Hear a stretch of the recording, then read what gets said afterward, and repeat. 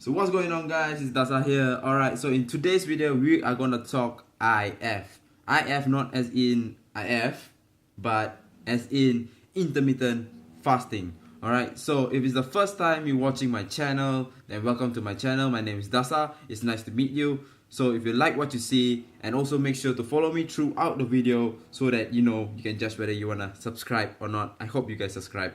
Alright, anyways guys, let's jump into the topic. Intermittent fasting. Alright, so now the question is, what is intermittent fasting? A very simple idea is, it's fasting. Alright, you fast for a period of time and then you have an eating window to eat your calories for the day. Alright, so that is a brief idea of what intermittent fasting is.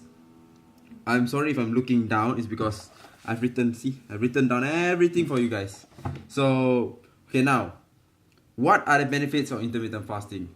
For this, I'm going to skip this question because I'm going to do a thorough idea and benefit of intermittent fasting in another video. I don't want to make this video too long, so I'm going to do a second video only comprising of the benefits of intermittent fasting. So make sure you guys subscribe so you guys will know when does that video come out. Alright, so now let's move on to question number 3. How do you start intermittent fasting and how do you progress into intermittent fasting? Alright, so you start intermittent fasting very simple. You start with a fasting period which you are comfortable with.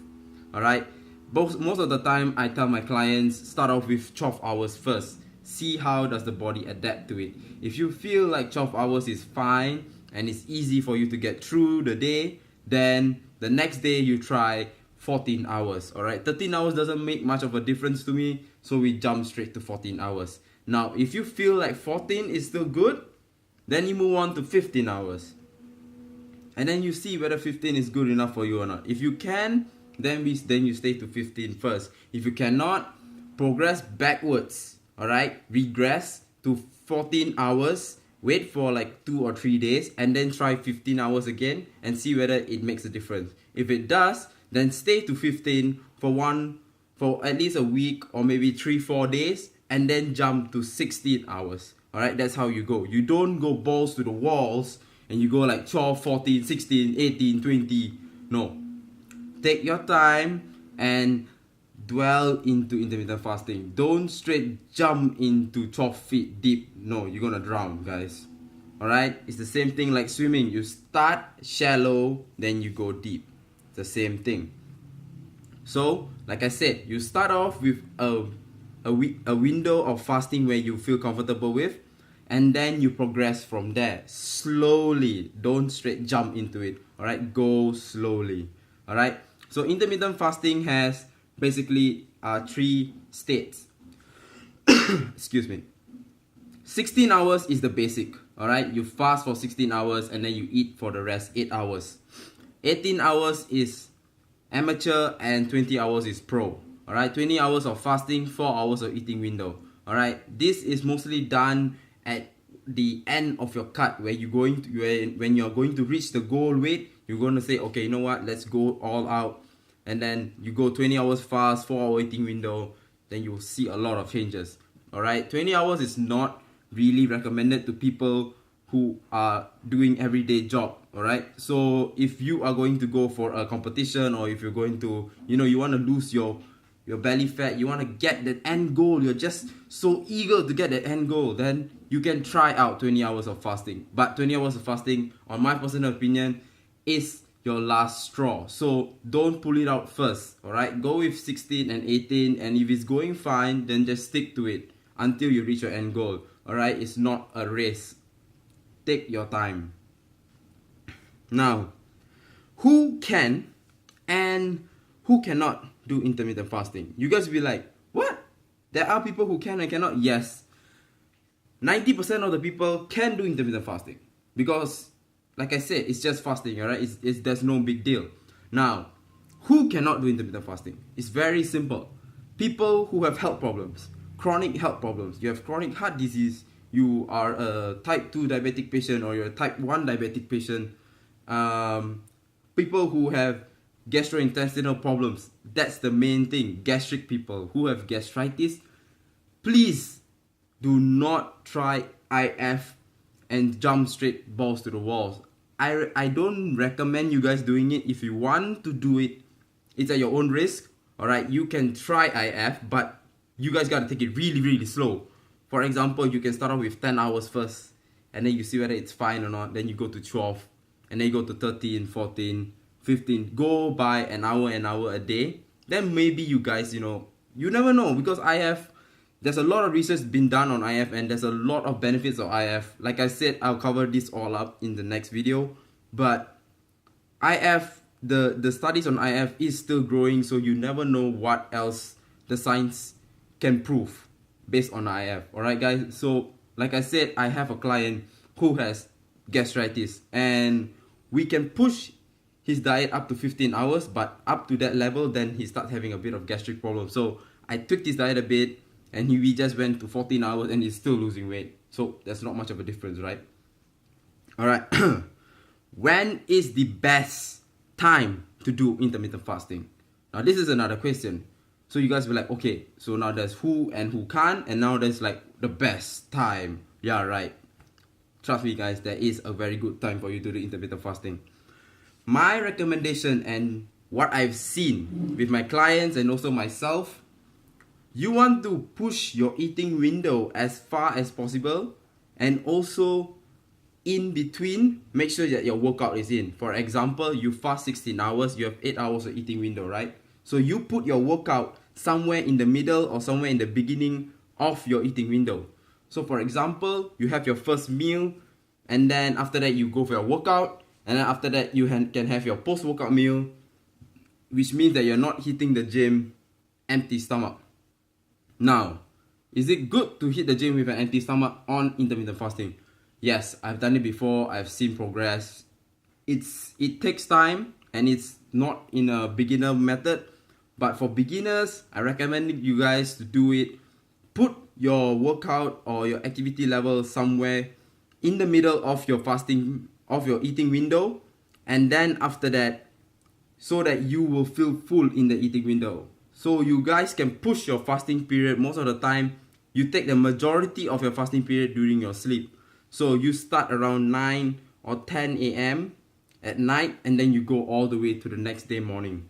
So that's how you go by for intermittent fasting. You don't put all your fasting period in your work. Just imagine if you are a person who works under the sun and you have to fast. You gotta be crazy. You're gonna faint. Alright? So you guys gotta adjust to your lifestyle and find out where is your activity level the highest and when is your activity level the lowest.